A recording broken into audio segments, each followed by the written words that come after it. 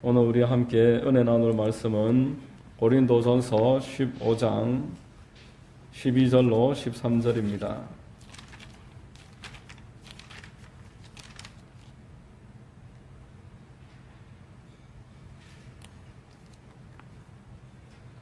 고린도전서 15장 12절로 13절 말씀을 제가 봉독해 드리겠습니다.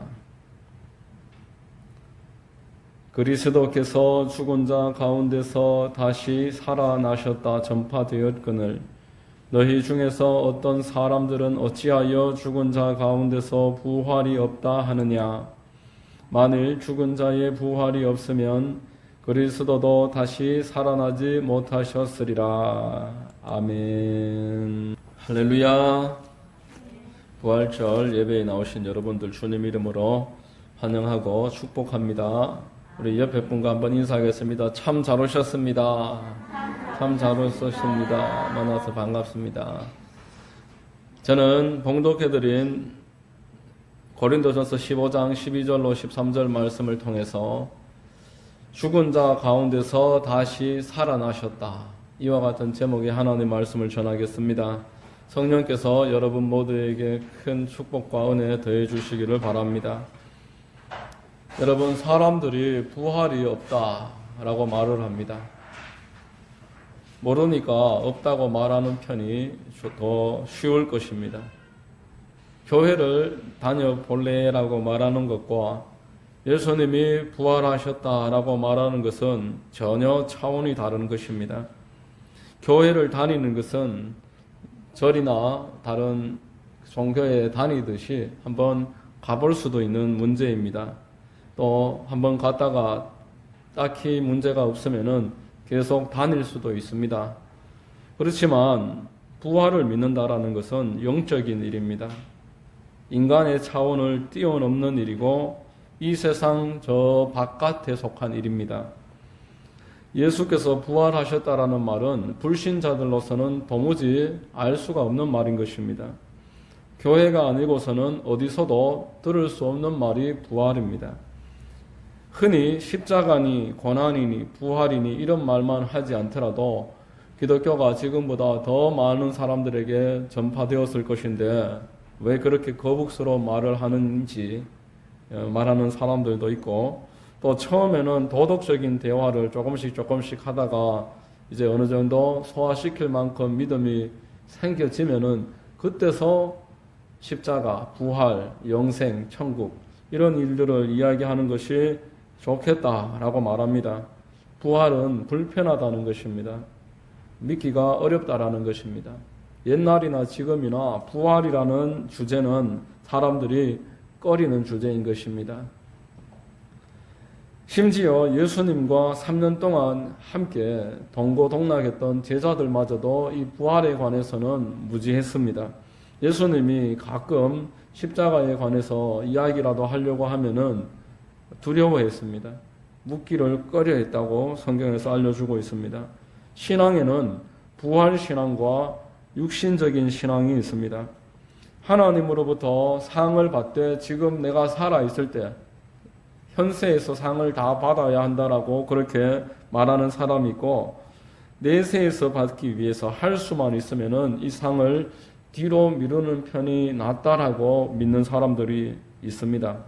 존 버년이 기록한 철로 역정이라는 그런 책을 보면은 현세의 상을 다 받아서 누리고 내세에는 받을 것이 전혀 없는 그런 사람이 있고, 또 현세에는 고난을 잘 감내하지만 내세에 큰 상급이 있는 사람, 이 두 사람을 한 자리에 놓고 비교합니다. 현세주의자는 자기는 지금 자유롭게 지내고 떵떵거리면서 많은 것을 누리며 내세주의자를 비웃고 조롱합니다. 그렇지만 내세주의자는 누가 뭐라 할지라도 가만히 인내하면서 모든 상황을 감내해내고 기다립니다. 그러나 언젠가 반드시 다가오는 그 죽음이라는 그 시간을 지났을 때에 어떤 일이 있겠습니까? 죽음의 강을 건넌 다음에는 오히려 현세주의자가 내세주의자를 부러워하고 자신의 지난날의 어리석음에 대해서 한탄하는 것입니다. 나이 많으신 분들이 자기가 지나왔던 그 학창 시절이나 젊은 시절을 뒤돌아보면서 아쉬워하는 것과 꼭 같습니다. 살아있는 시간은 결국 끝이 있지만 이후 내세에는 그 시간이 영원하니까 우리가 참 지혜가 있다면 어디서 상을 받아야 되겠습니까? 어디서 받는 것이 참된 지혜이겠습니까? 사도 바울도 빌립보서를 보면은 현세와 내세 사이에서 고민하는 내용이 있습니다. 빌립보서 1장 23절로 24절에 내가 그 둘 사이에 끼었으니 차라리 세상을 떠나서 그리스도와 함께 있는 것이 훨씬 더 좋은 일이라 그렇게 하고 싶으나 내가 육신으로 있는 것이 너희를 위하여 더 유익하리라 라고 말합니다. 사도 바울이야말로 내세주의자였습니다. 그리스도께서 부활하셨음을 다메섹 도상에서 정확하게 확인했기 때문입니다. 이후로 자기 자신도 부활하게 된다는 것을 확실히 믿었기 때문입니다. 다만 사도 바울은 이 땅에서의 교회를 위한 자기 역할이 남아있기 때문에 내가 이 땅에 있는 것이 교회를 위해서 유익하다. 그래서 갈등하고 고민했습니다. 여러분, 하나님께서는 처음부터 이 부활에 대해서 알려주셨습니다. 출애굽기 3장 6절 말씀에 보면은 하나님이 모세에게 그 시내산에서 이렇게 말씀합니다. 나는 내 조상의 하나님이니 아브라함의 하나님, 이삭의 하나님, 야곱의 하나님이라. 이 말씀은 모세가 이미 벌써 수백 년 전의 사람인 아브라함, 이삭, 야곱, 이 사람들이 벌써 이 땅을 떠났지만 없어진 것이 아니라 하나님과 함께 영원한 천국에서 지금 함께 거하고 있다라는 것으로서 예수님이 마태복음 22장에서 부활신앙이 있다라는 것을 사도개인들과 담론할 때에 이 출애굽기 3장 6절 말씀을 근거로 해서 부활신앙을 가르치셨습니다. 누구든지 하나님 안에서 예수 그리스도로 말미암아 구원받은 사람은 영생 즉 부활을 얻는다라는 그런 말씀입니다.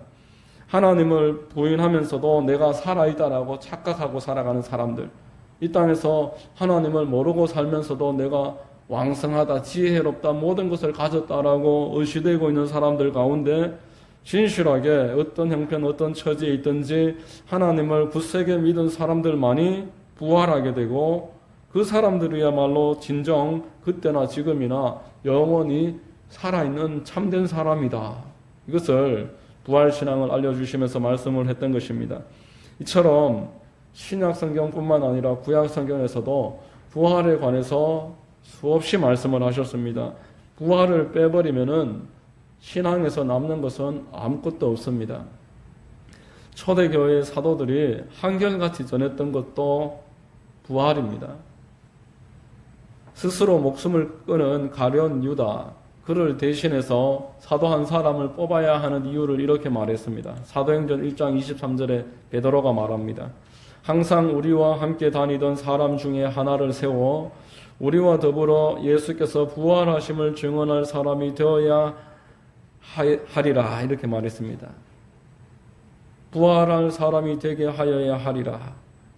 그 부활을 증거할 사람이 한 사람 부족하니까 가룟 유다를 대신해서 한 사람 더 뽑자라는 것입니다. 이 사도들이 사도행전 4장 33절에 보면은 이렇게 같이 복음을 전합니다. 사도들이 큰 권능으로 주 예수의 부활을 증언하니 무리가 큰 은혜를 받아라고 말했습니다. 사도들이 한결같이 전했던 것은 부활입니다. 사도 바울도 로마서 6장 5절에 이렇게 말씀을 합니다. 만일 우리가 그의 죽으심과 같은 모양으로 연합한 자가 되었으면 또한 그의 부활과 같은 모양으로 연합한 자도 되리라. 예수 그리스도께서 죽었음을 믿고 그 십자가를 나의 십자가로 받아들이고 함께 침례를 받은 사람은 예수 그리스도께서 부활하신 것처럼 하나님이 함께 부활하게 해주시겠다 라는 말씀입니다. 오늘 고린도전서 5장 12절 13절 말씀도 예수님이 부활하셨음을 믿는 게 바로 믿음이다 라는 것을 알려줍니다. 13절 말씀에 만일 죽은 자의 부활이 없으면 그리스도도 다시 살아나지 못하셨으리라 라고 말하는 것입니다. 그리스도께서 다시 살아나셨다라면은 그를 믿는 사람들도 그 순서에 따라서 모두 부활하게 된다. 그것을 말씀하는 것입니다. 예수님이 부활의 첫 열매이십니다. 하나님이 이 땅에 한 영혼 한 영혼 열매로서 거둬들이실 터인데 예수님의 첫 번째 열매이시고 그 문을 첫 번째에 여셨습니다. 그래서 그 이후로도 하나님이 택하신 사람들은 부활의 열매로서 거둬들여지는 것입니다. 그러므로 부활을 희석시키고 부활을 얼렁뚱땅 적당하게 한번 이야기하고 마치는 것은 사람들의 믿음을 무너뜨리는 어리석은 행동이 된다라고 했습니다. 디모데후서 2장 18절 말씀에 진리에 관하여는 그들이 그릇되었도다. 부활이 이미 지나갔다 하므로 어떤 사람들의 믿음을 무너뜨리느니라. 그래서 믿음을 무너뜨리기 위해서 세상에 속한 악한 영들은 십자가와 부활과 같은 복음의 핵심되는 사실들에 대해서는 예수 처음 믿을 때 한 번만 말하면 된다. 한 번만 말하고 이후로는 계속 다른 것들을 말하게 하라고, 다른 것들을 알려달라고 그렇게 이야기를 합니다. 아무리 중요한 내용일지라도 계속 새로운 것을 말해야지 했던 이야기를 같은 주제의 설교들을 반복하는 것은 마치 죄를 짓는 것처럼 그렇게 말하는 것입니다. 여러분, 누구 때문에, 무엇 때문에 새로운 것을 계속 배워야 된다, 새로운 것들을 알아야 하겠습니까? 아무리 우리가 새로운 것들을 많이 배워도 정작 복음의 내용에 대해서 무지하다면은 우리는 아무것도 모르는 것입니다. 내가 한번 들어봤다고, 내가 그 사실에 대해서 알고 있다고 해서 그것이 정말 복음에 대해서 확실히 아는 것, 그것이 복음을 정작 누리는 것과는 별개의 문제입니다. 사람들에게 필요한 것은 성경 지식이 아닙니다. 예수 그리스도의 그 구원의 기쁜 소식을 확실하게 알고 그 내용을 계속 유념하면서 부활에 관해서만큼은 계속 반복해서 제대로 알고 있어야 한다고 성경에서 알려줍니다. 십자가와 부활은 아무리 반복해도 지나치지 않고 기회를 만들어서라도 다시 배워야 됩니다.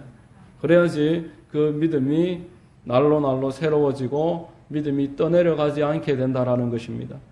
히브리서 2장 1절에서 3절 말씀에 보면은 그러므로 우리는 들은 것에 더욱 유념함으로 우리가 흘러 떠내려가지 않도록 함이 마땅하니라. 천사들을 통하여 하신 말씀이 견고하게 되어 모든 범죄함과 순종하지 아니함이 공정한 보응을 받았거든 우리가 이같이 큰 구원을 등한히 여기면 어찌 그 보응을 피하리요. 이 구원은 처음에 주로 말씀하신 바요 들은 자들이 우리에게 확증한 바니라고 말했습니다. 사도 바울 당시에 유대교에서 그리스도를 믿고 돌아온 그 많은 성도들이 계속되는 박해 때문에 힘들어하고 갈등했습니다. 로마 황제들은 부활을 믿는다는 이유로 그리스도인들을 공개 처형했습니다. 너희들은 부활한다고 믿으니까 그래 부활하도록 빨리 죽어라 라고 했던 것입니다. 유대교 성도들은, 유대교에서 돌아온 성도들은 갈등합니다. 계속 믿어야 되나? 이렇게 죽어가면서 계속 믿어야 되나? 흔들리기 시작했습니다. 복음을 주목하는 것이 아니라 환경을 주목하고 세상의 그 권력을 주목하니까 믿음이 계속 흔들리고 능력을 상실해 갔습니다. 이때 사도 바울이 말했습니다. 새로운 철학과 신학 지식이 너희들에게 필요한 것이 아니고 들은 것들을 계속 유념하는 것이 중요합니다.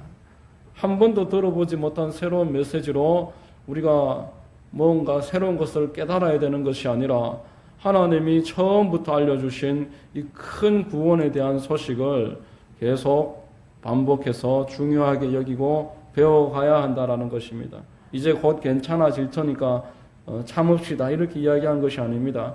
아무리 힘들고 어려울수록 이 구원의 큰 소식에 대해서 하나님이 처음 알려주신 소식에 대해서 유념하고 반복해서 계속 들어야 한다. 그래야지 믿음이 떠내려가지 않는다라는 것입니다. 마귀가 할 수만 있으면 택한 백성이라도 넘어뜨리려고 하는데에 하나님의 말씀 특별히 부활에 관해서 계속 반복해서 듣고 배우고 그 그것을 마음에 새길 때에 세상에서 승리할 수 있고 믿음이 흘러가지 않는다라는 것입니다.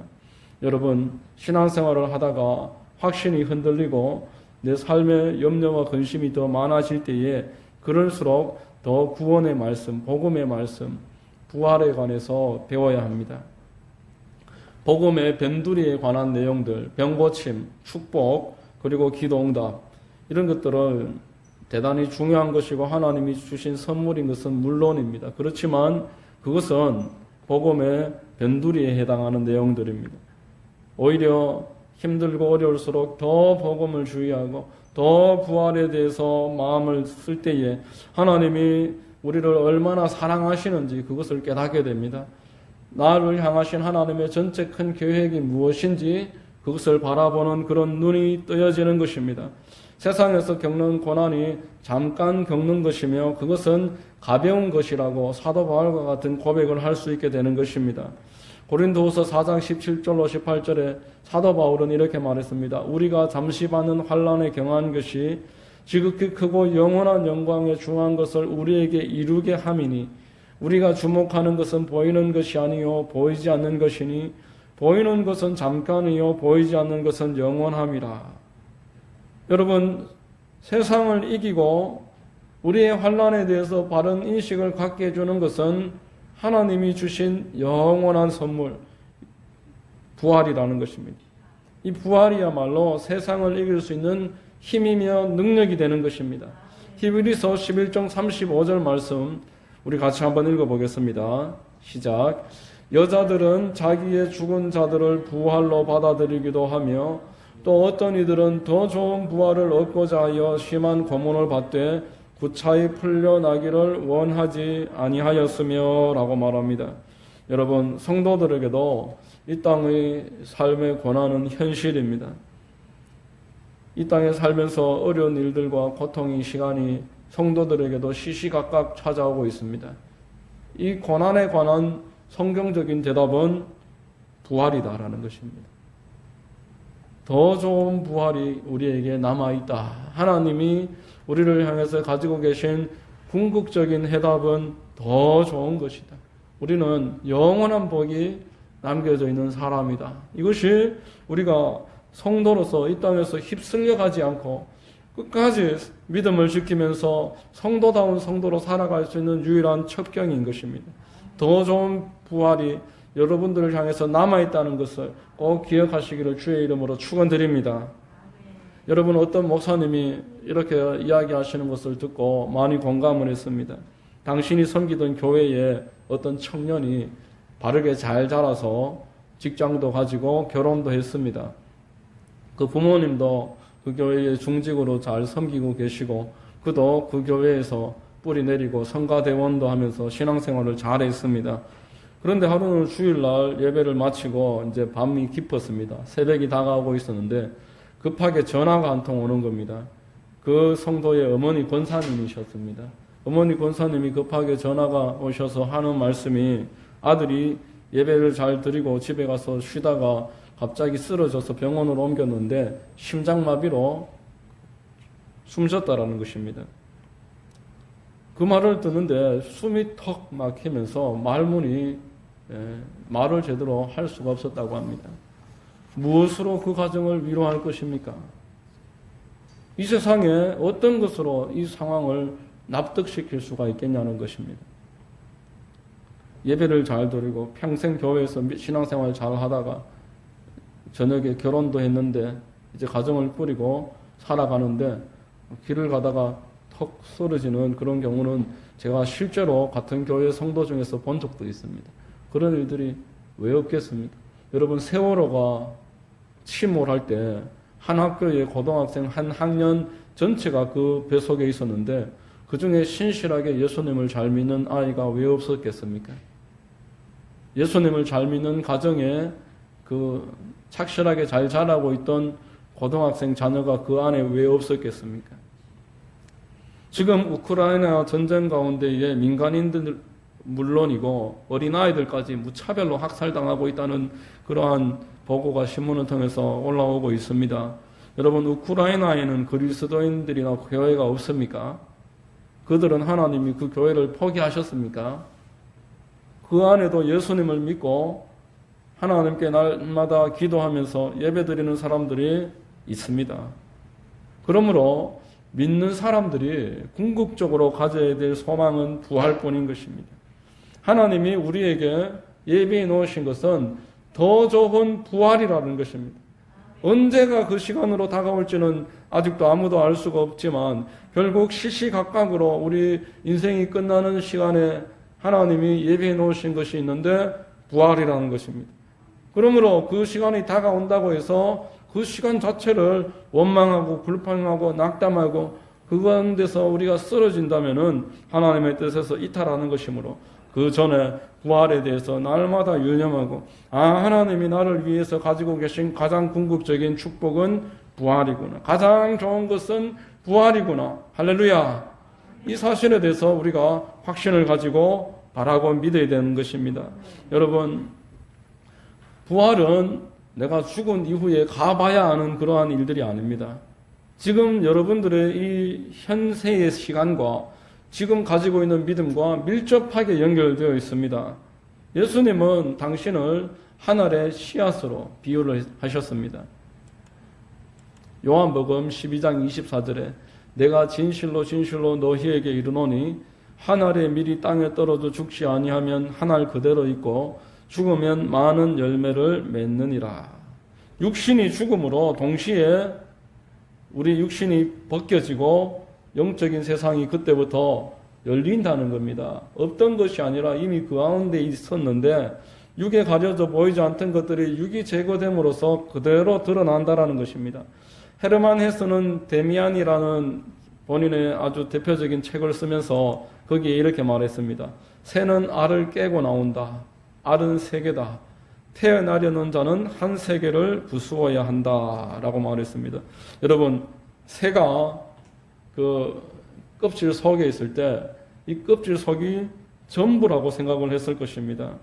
자신이 지금 이 안에 속해져 있는데 이 세상 외에는 없다라고 생각을 했을 것입니다. 그런데 이미 그 새는 우리가 아는 이 전체 자연세계 안에 포함되어 있고 이미 생명으로 누군가는 빨리 빠져나오기를 주목하면서 기다리고 있습니다.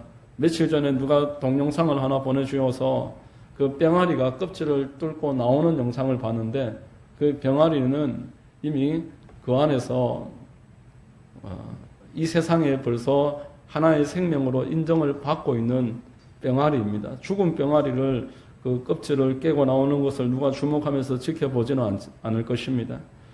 그러나 그 껍질을 빠져나오고 그 세상을 완전히 보기 전까지 그 병아리는 아무것도 알지 못합니다.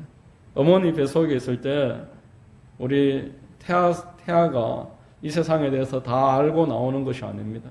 그러나 어머니 뱃속에 있는 그 생명을 생명으로 인정하는 것입니다.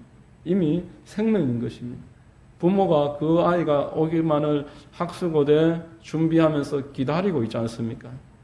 하나님 아버지께서 우리가 이 부활이라는 큰 테두리 안에서 우리가 이 땅 가운데서 살아가다가 이 껍질을 깨고 육의 장막을 벗어버리고 하나님께로 나아가서 하나님과 함께 행복하게 사는 진정한 영원한 생명에 관해서 예비해 놓으시고 여러분 한 분 한 분을 기다리고 계신 줄로 믿습니다. 여러분 요한일서 5장 4절 말씀에 무릇 하나님께로부터 난 자마다 세상을 이기느니라. 세상을 이기는 승리는 이것이니 우리의 믿음이니라 이렇게 말씀을 했던 것입니다. 여기에서 나오는 믿음이라는 것은 당연히 부활을 말하는 것입니다. 히브리서 11장에 부활이 세상이 감당하지 못하는 믿음, 세상이 감당하지 못하는 그 믿음이 곧 부활이라고 알려주고 있는 것입니다.